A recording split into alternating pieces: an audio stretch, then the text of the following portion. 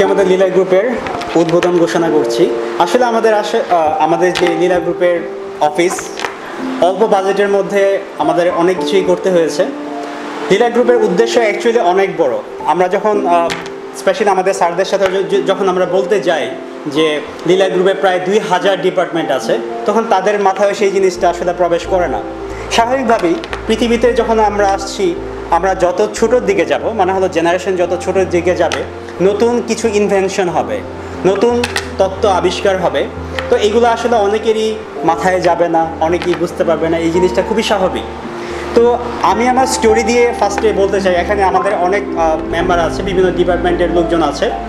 Actually মনে হচ্ছে যে আমি এখানে বক্তৃতা দিচ্ছি, বক্তৃতার জন্য কিন্তু কোনো স্ক্রিপ্ট নেই।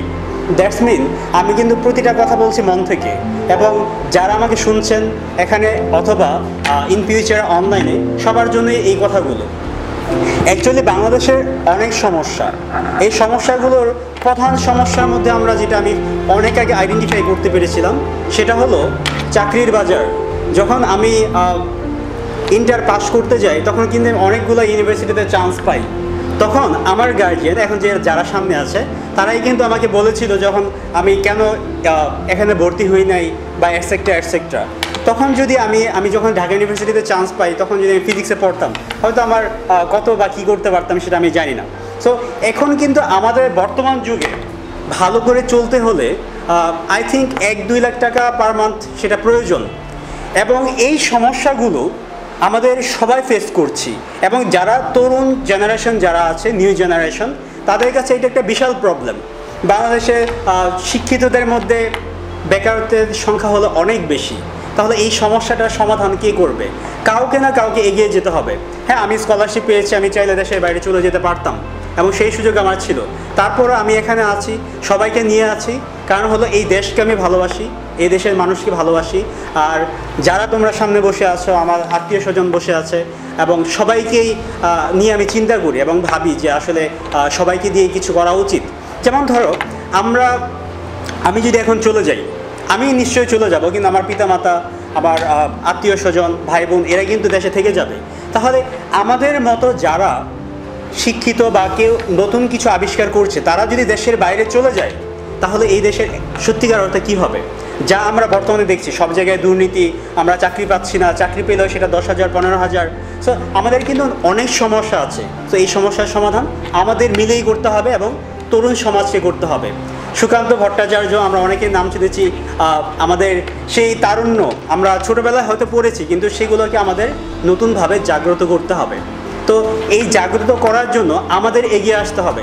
এখানে আমি যদি চিন্তা করে থাকি যে বিভিন্ন ডিপার্টমেন্ট হেড, অনেক বড় নাম, অনেকে প্রতিটা ডিপার্টমেন্টের সিইও তৈরি হবে, অনেকে এখানে ক্লাস 10-এরও আছে, 11-এর আছে, ইউনিভার্সিটি পাশ করে নেয় তারা আছে, কিন্তু তারা ডিপার্টমেন্টের হেড। মানুষ শুনলে অবাক হবে। এবং আমি যেটা স্বপ্ন দেখি এবং আমি যেটা বিশ্বাস করি, যে তোমাদের দিয়ে একটা সময় বিশ্ব রাজত্ব করা সম্ভব। কারণ হলো, বয়স দিয়ে কখনো কারো মেধা জাজমেন্ট করা যায় না, এটা ইম্পসিবল, কখনোই সম্ভব না। আমরা ছোটোবেলায় আমরা এই কথাটা সবাই ফেস করেছি, যে আমার বয়স বেশি না তোর বয়স বেশি।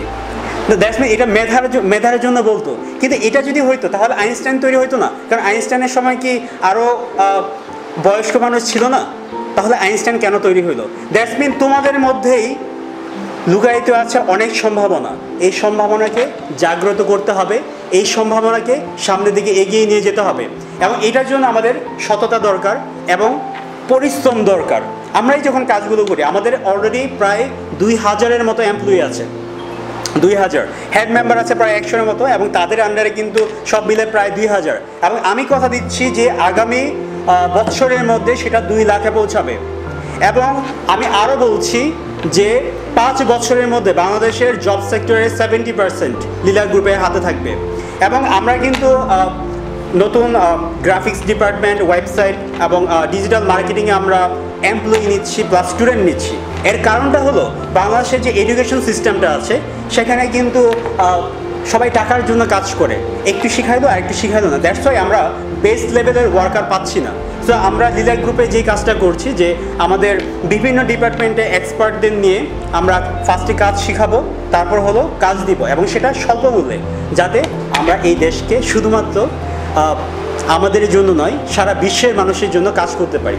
এখন আমাদের গার্জিয়ানের ব্যাপারটা বলি যে আমি পার্সোনালি হয়তো অনেক কথা বলতে পারি, কিন্তু আমার গার্জিয়ানের সামনে আমি কখনোই মন খুলে কথা বলতে পারি না, এবং এটা অনেকের মধ্যেই থাকে।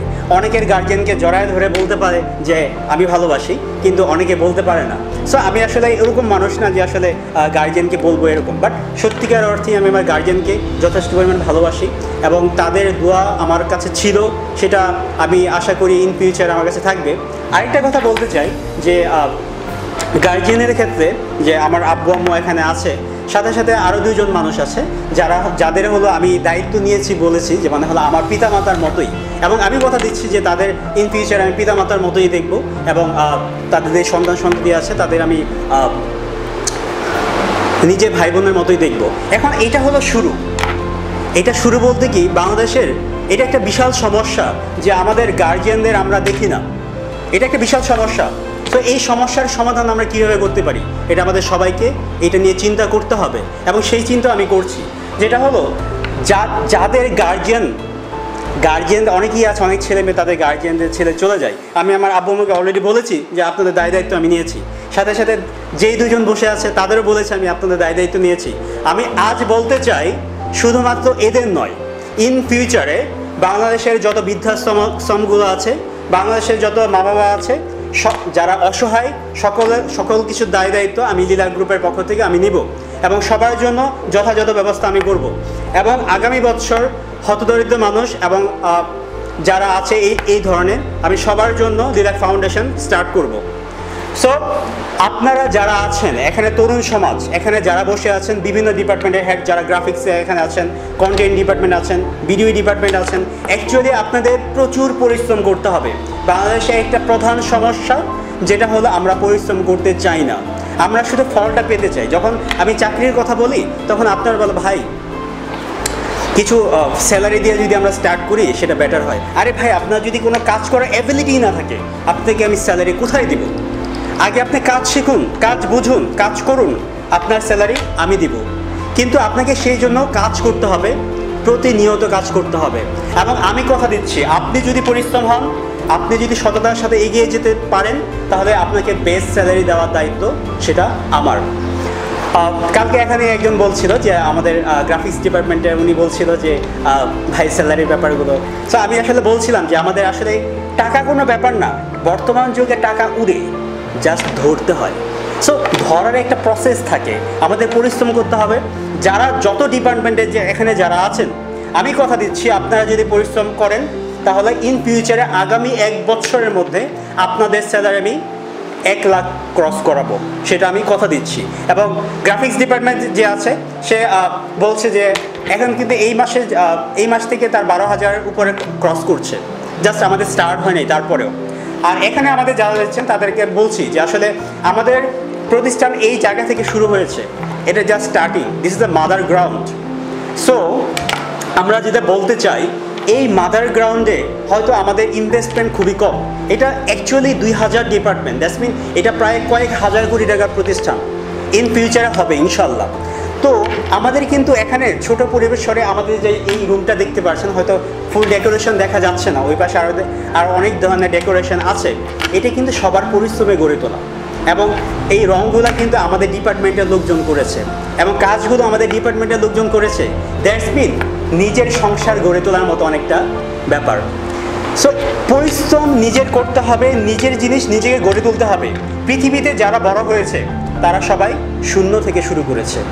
আপনি রতন টাটার কথা বলবেন, বেক্সিমকো কোম্পানি বলবেন, ড্যাফোডিল কোম্পানি বলবেন, পৃথিবীতে যত প্রতিষ্ঠান হয়েছে সবাই শূন্য থেকে শুরু করেছে। সো আমি তরুণ সমাজের কাছে বলতে চাই, আপনারা নিজেদের জায়গা থেকে জাগ্রত হন, নিজেদের জায়গা থেকে পরিশ্রম করুন। যদি সেটা করতে পারেন তাহলে আমরা বিশ্বকে রাজত্ব করতে পারবো। দেখেন আমাদের কিন্তু আজকে কিছু নেই, যেটা আমাদের ডেকোরেশন খুবই সামান্য, কিন্তু আমি এখান দিয়ে একটা রিপ্রেজেন্টেশন করতে চাই। বাংলাদেশের হয়তো অনেক সম্পত্তি নেই, কিন্তু আমাদের মেধা আছে। আমাদের 20,000 টাকায় একটা ফুল ডেকোরেশন কীভাবে সম্ভব? এটা মেধার জোরে হয়েছে। সো এই মেধাটাকে আমাদের ব্যবহার করতে হবে, এই বাংলাদেশকে আমাদের পরিবর্তন করতে হবে, আপনাদের নিজেদের পরিবর্তন করতে হবে।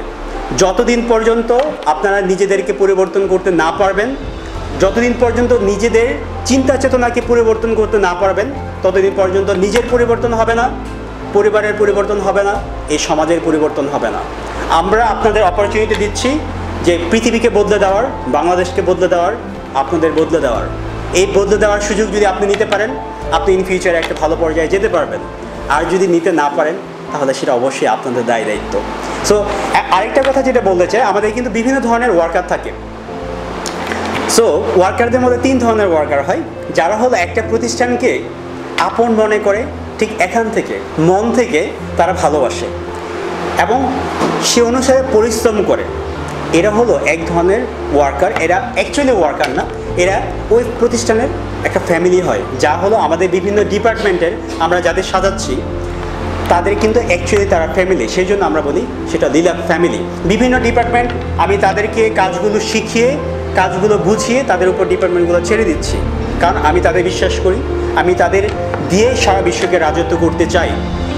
তো আমাদের আরেক ধরনের ওয়ার্কার আছে যেটা হলো বাংলাদেশে খুব ভালো পাওয়া যায়, যারা হলো একটু টাকা দরকার, ভালো করে চলা দরকার, প্রতিষ্ঠান যেদিকে যাক এটা কোনো ব্যাপার না।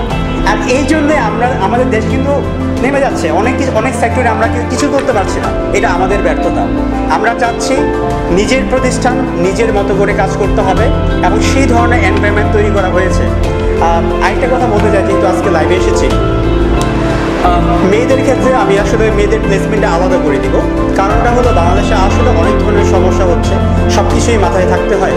আমাদের সবাই ইয়াং জেনারেশন, মেয়েরা আলাদা একটা প্লেসমেন্টে কাজ করবে যেখানে তাদের পূর্ণ স্বাধীনতা থাকবে এবং তাদের সেই সেফটির ব্যাপারটা আমাকে আগে চিন্তা করতে হয়। সো এখানে যারা ছেলেরা কাজ করবে প্রথমত আমাদের এই অফিসে, সেখানে শুয়ে বসে যেইভাবেই হোক তারা কাজ করার সুযোগ পাবে। আমাদের এই প্লেসটা শুধুমাত্র এমপ্লয়ি তৈরি করা, লিলাব ফ্যামিলির অংশ তৈরি করা, যাতে করে তাদের নিজেদের তৈরি করে নিতে পারে এবং সারা বিশ্বকে একটা সময় রাজত্ব করতে পারে।